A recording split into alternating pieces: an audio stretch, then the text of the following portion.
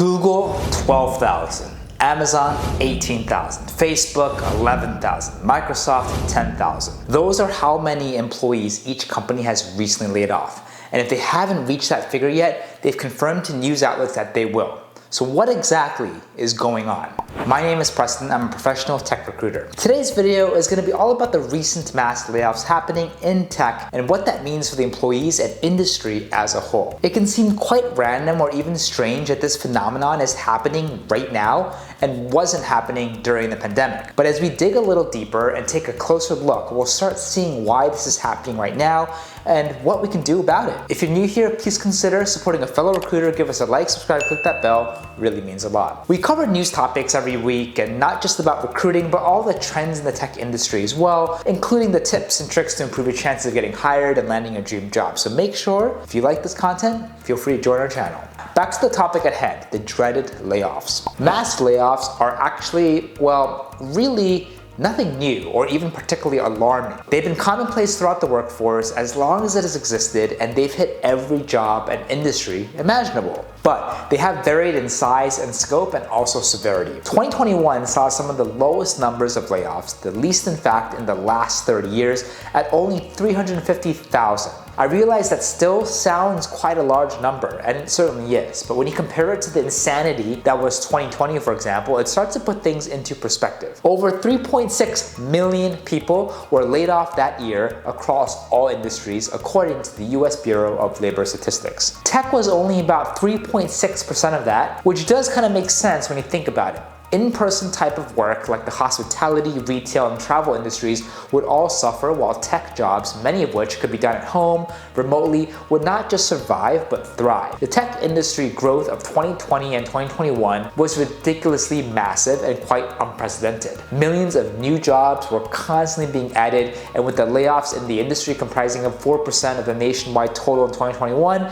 it seemed like there was no end in sight. And then there was 2022.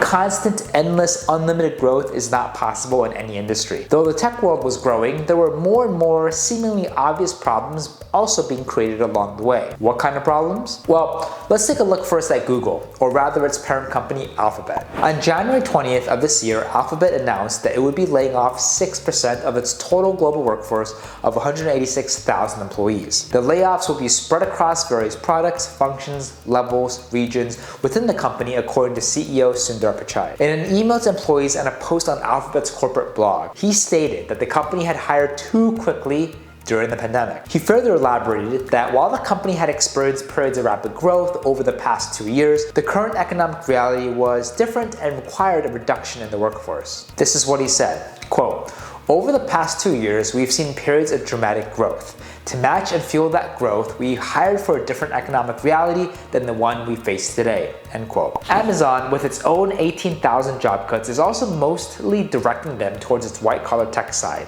Some sectors just aren't generating the profits they need to justify being continued. The division responsible for its voice assistant Alexa being one big example. Microsoft is also seeing a transformation and a change in priorities. From June 2020 to June 2022, the tech giant grew from 163,000 workers to 221,000. They quickly realized, however, that the growth in numbers of employees didn't exactly scale with revenue and net profit, so in January of this year, they announced their 10,000 person cut. Their new strategy is going to be focused on AI and less on hardware. In November of last year, the parent company of Facebook, Meta, carried out layoffs of more than 11,000 employees, representing approximately 13% of its workforce. Meta has faced more challenges than just any other major tech company in recent years, with a massive decline in its user base and concerningly large investments by CEO Mark Zuckerberg into the development of the metaverse of virtual platform. As a result of all of this, the company's stock has experienced a decline of 2/3 of its value since reaching its peak in August 2021.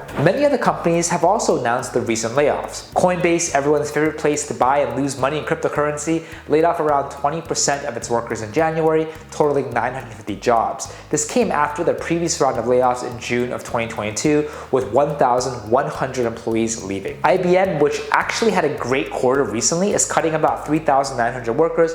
Positive revenues would be damned. This represents about 1.5% of the workforce. IBM, however, is still hiring for areas it calls hyper growth, so maybe this is more of a restructuring. Either way, the company is investing tens of billions of dollars into semiconductor manufacturing near its Armonk, New York base. Twitter, which honestly we can make more entire videos about, slashed over half of its 7,500 staff when Elon Musk took over the company in October. Many more ended up leaving, with more objecting to their new management, although the exact figure is not publicly known. In November, the payment processor Stripe announced that it would be laying off 1,000 workers, equivalent to 14% of its workforce. In an email to employees that was published on the Stripe website, CEO Patrick Collison stated that the company was anticipating, quote, leaner times, end quote, due to the deteriorating economic conditions. Snapchat, or rather its parent company Snap, announced that it was cutting 20% of its staff in August of last year. The social media platform has ballooned to over 5,600 employees, so even with its 1,000 plus layoffs, they're still going to be way bigger than they were even a year ago. In January, the music streaming service Spotify announced that it would be reducing its workforce by 6%, or approximately 580 positions, as part of an effort to streamline the company. According to CEO Daniel Ek, in 2022, the company's operating costs grew at a rate that was twice as fast as its revenue,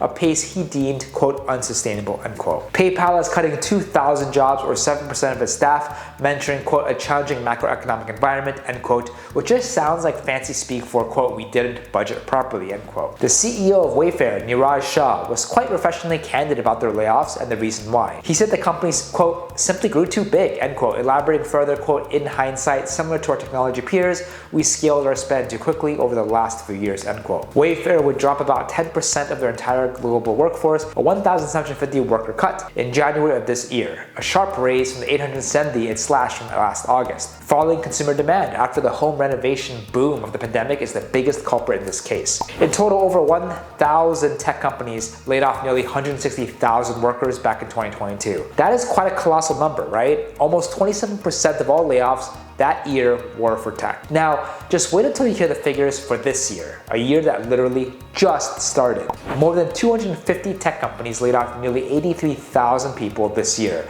We've only just reached February. That means within a month, we've already hit over half of what it took an entire year to reach before. This is quite insane and pretty frightening. But like I said earlier in the video, and like we've seen from our list of examples, not really unbelievable. Many companies admitted to basically the same thing. Quote, we grew too fast, didn't plan far enough ahead, and now we can't support ourselves, end quote. It was either that or realizing that there were much better things to invest in. Take Microsoft for example. Sure, they've taken a stab at AI before, you know, the one that was programmed to learn how to speak by studying Twitter and basically turned into a racist internet troll. Yeah, they quickly saw how that turned out and dropped the project as soon as possible. But as of late, with the success of generative AI like ChatGPT, they've completely reversed that decision and are now going full speed ahead on R&D for it, clearly seeing the enormous potential and abandoning less promising work in its wake. IBM, on the other hand, is going all in on the hardware side and might just be the big winner at the end of it all. You see, there's been major concern about the fragility of the semiconductor industry,